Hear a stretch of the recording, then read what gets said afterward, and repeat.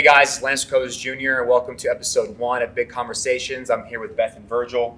Thank you guys so much for joining us for our first episode and our Big Conversation series. So first and foremost, tell me a little bit about yourself and how you guys met and kind of how you guys got involved with Big Brothers Big Sisters. Well, we actually met on Bumble, the dating app on the phone. Yep. We saw each other there, and we started the conversation there, and the conversation sort of took off, and that was how we first met originally. Yes. So I actually canceled on him quite a few times, and I was thinking that I wasn't going to be interested, but I showed up, and I like to consider myself a very put-together person, but as soon as I stepped out of the car, I lost my words, and the first thing I said to him was, not hi, not nice to meet you. It was, you smell like heaven. Oh, that was a good start for you. Yeah. So, and then, obviously you guys took it from there. And then when did you guys decide to get involved with Big Brothers and Big Sisters? Kind of why you decided to get involved, and, how have things kind of changed since you've gotten, with your little? So I first heard about it years ago, back when I was living in Philly. But I heard about it again through our church, Ecclesia, Houston. And I got interested and involved, and I was excited about it. But at that time, they weren't accepting, I believe they weren't accepting females. They were looking for more males. But I came home, told Vergil about it, and I was like, I'm going to get on the wait list. I'd love to do it. And Vergil was like, what if I did it with you? What if we were a big couple? That's awesome.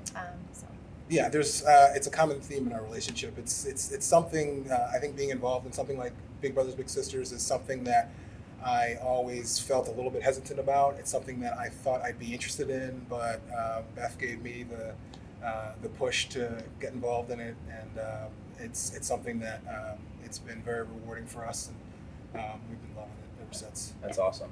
So everything kind of going on in today's world, which is part of the reason we even started this series and the reason that we're here speaking. There's obviously a lot of change that is trying to be made, and a lot of change that needs to be made. You're little. I think his name's Calvin. Kelvin. Have you guys had any of those conversations with him? He is a young black man in America growing up. I believe he's almost about 9 years old. Mm-hmm. Have you guys had those conversations with him? Does he ask those type of things from you guys? And how important is it to you that you guys are kind of there for him to be his sounding board and to try to help guide him through this time? Yeah, well, unfortunately, we haven't had a chance to see him too much recently since the things that have been happening have started because of the quarantine. Of course. We did see him this past couple weekends ago, but we haven't had too much time to talk about the current events specifically. We did actually, in February, it was actually Beth's idea for Black History Month, we took him to the Buffalo Soldiers Museum.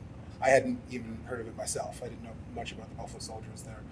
It was an all-black, it was a celebration of black enlisted military service men and women. So he asked a lot of questions during our time there about why were black servicemen and women separate, what were they fighting for that was different, what sort of challenges did they have in the service that other servicemen and women didn't have.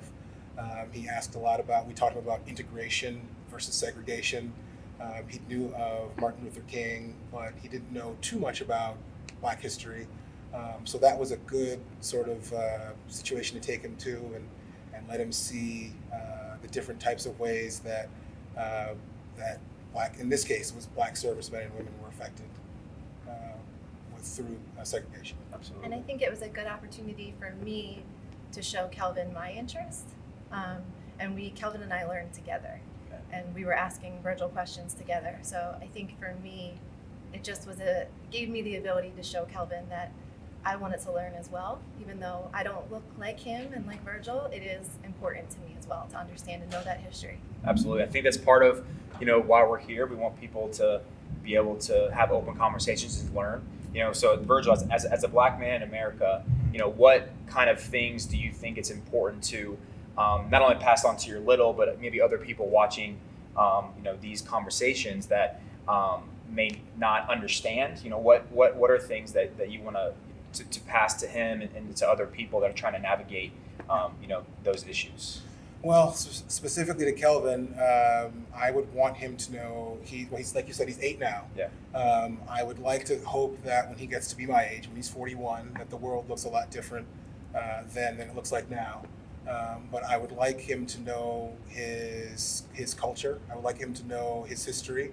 I would like him to be very proud of who he is and where he's come from. And I'd like him to know how many different people have struggled and have died so that he can live in the way that he does in that time, today and at that time.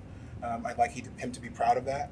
I'd like him to be, there's someone who's at our church who uses the term honest broker in a conversation.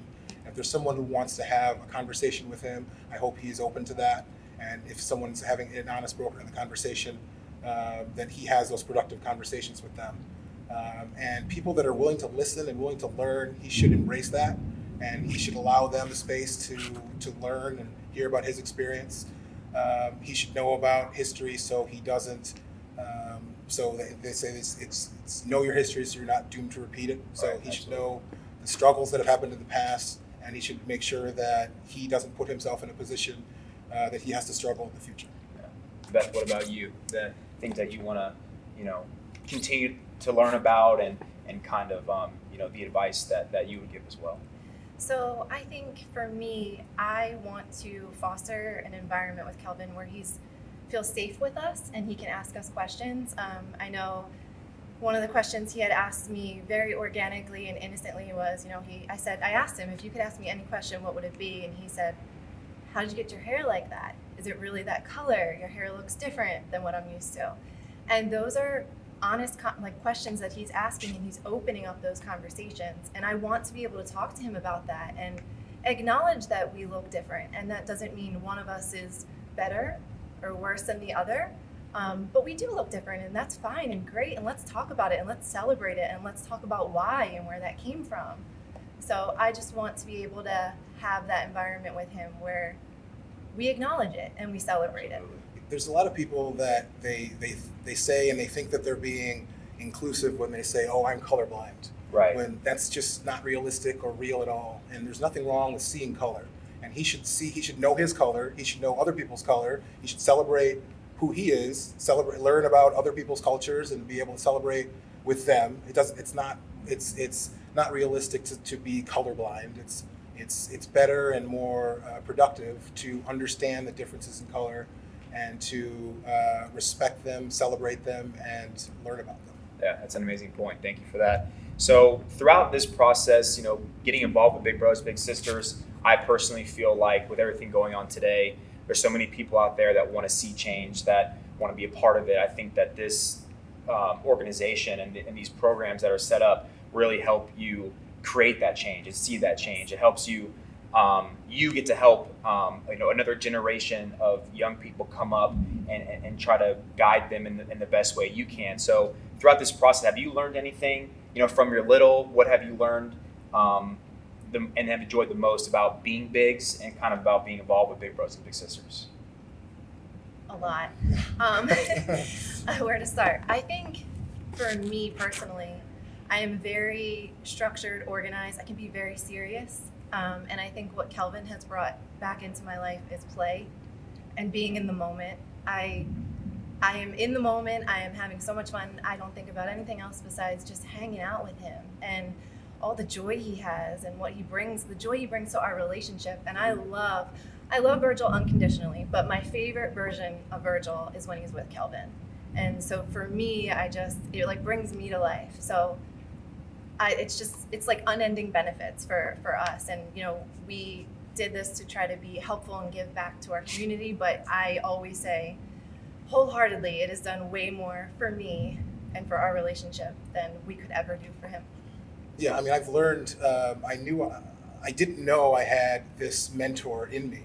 And it's sort of come out naturally, just hanging out with Kelvin, talking to him, asking him questions, having him ask us questions, having him want to learn about me and learn about our relationship. It's brought out a part of me that I didn't know was in there, and I'm glad that we decided to do this, and Beth sought it out. And it gives me a lot of good feelings for future mentoring or having kids one day of our own. Yes. Absolutely. Yeah. Well, we need more people like you guys. We need more big couples, especially.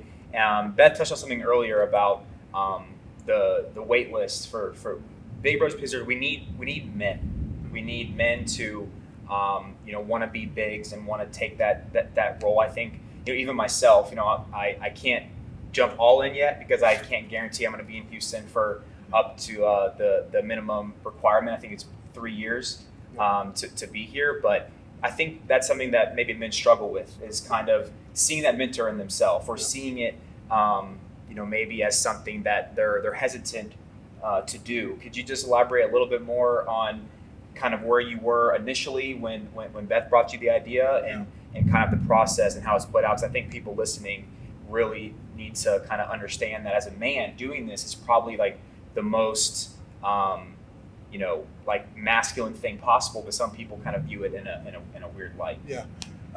Fortunately or unfortunately, sometimes we as men need an amazing woman to push us to do certain things that we wouldn't normally do otherwise, like this in my case. But it definitely took me out of my comfort zone, and I think that there's growth in leaving your comfort zone, and I think that you would be, if I was talking to a man who was considering mentoring or getting involved in some way, I would say that I was in his shoes before we got involved, and I have been amazed in myself, in the mentor that I have. I thought it would be hard. I didn't think I'd be good at it. What's someone going to want to listen to me? What do I know?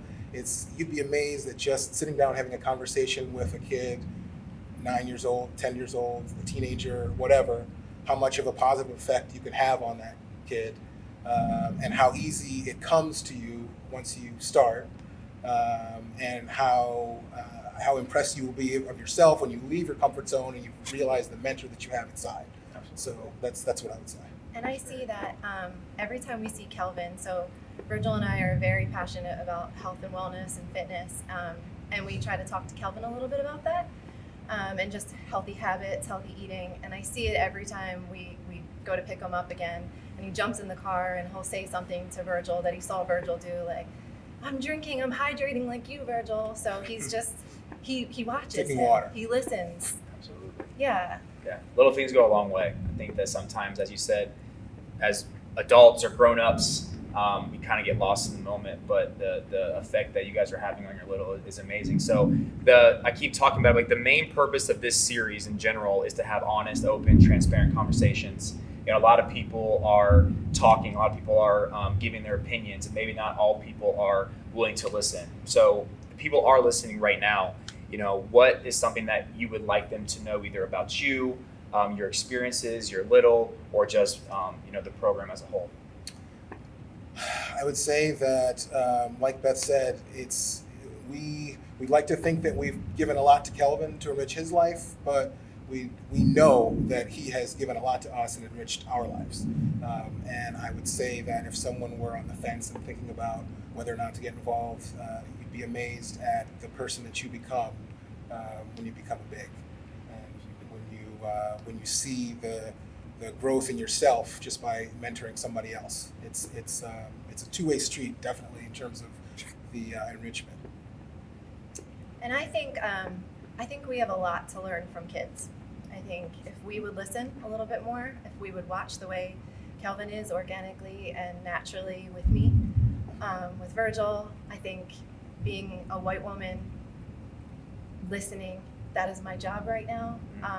Absorbing, listening, understanding, never understanding the experience, because of course I cannot, but empathizing, and acknowledge, I think more than anything, acknowledging it, like we're doing today, having the conversation. It starts there, but it can't end there. Like, Right. This is just the beginning, and these conversations need to continue to happen all the time. And I think as a white woman, being open to checking myself and knowing that I don't know so many things. I'm grateful for Vergil. This is not new to us. We've had these conversations over the course of our relationship.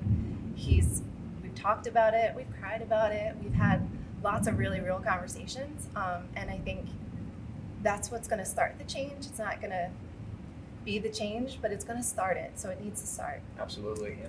Go ahead. I was going to say it's because of what we've seen, unfortunately, in the news now with George Floyd and Breonna Taylor and Ahmaud Arbery, and the names go on and on and on. Those types of conversations are very hot right now. It's sort of like the flavor of the week. And I think that in order for change to happen, these conversations this has to be an inflection point going forward.